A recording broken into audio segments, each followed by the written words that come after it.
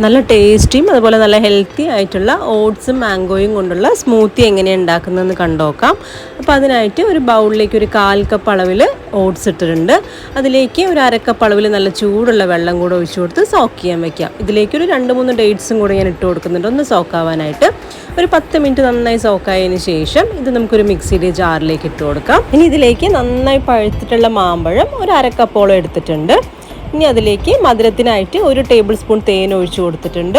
കൂടെ തന്നെ 1 കപ്പ് അളവിൽ നല്ല തണുത്ത പാലും കൂടെ ഒഴിച്ചിട്ടുണ്ട്. ഇനി കുറച്ച് ഐസ് ക്യൂബ്സും കൂടെ ഇട്ട് ഇത് നല്ല രീതിയിലൊന്ന് അടിച്ചെടുക്കാം.